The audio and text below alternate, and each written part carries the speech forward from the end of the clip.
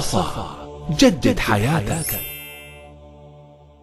على هذا الكلام، نعم، ليس مقصودنا أيها الأفاضل الكرام أن ينضم أحد إلى أهل السنة والجماعة فيكثر عددهم، كلا والله، والله إنما نريد الهداية والحق، ووالله لو رأينا الحق مع العلماء الشيعة لاتبعناه، لكن كما رأيتم أنتم أدلتهم.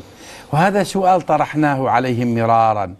آل البيت الكرام، آل البيت الكرام الذين هم من خيرة خلق الله عز وجل، والله إننا نحبهم، والله إنهم يكذبون علينا ويقولون نحقد عليهم.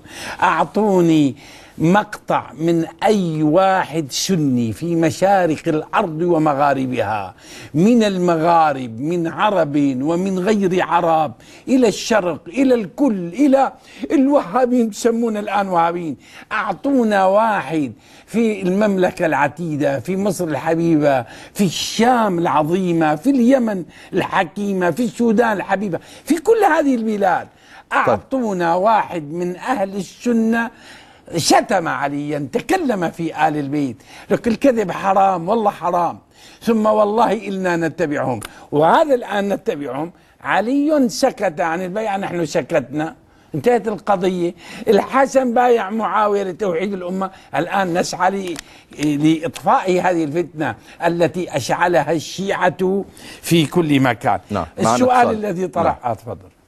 معنا اتصال أعزائي المشاهدين، الأخ الطفيل من العراق، ويعني والله الأخ حسين نحن نحبه ونحب كل الإخوان الشيعة، وهذا البرنامج فقط أعزائي المشاهدين لكي نلتقي نحن جميعا مسلمون، يحب بعضنا بعضا، لا نحاول إحداث فتن ولا غير ذلك، ولكن استثارني أخ حسين ولا أستطيع أن أواصل الحوار لأني أحب كل الشيعة وأحب كل السنة. هذا هو المسلم من سلم المسلمون من لسانه ويده، فالناس كلهم أحباب إذا ما اشتركوا في لا إله إلا الله، ونريد أن نتقارب بالفعل، لا نريد فتنة ولا نريد غير ذلك.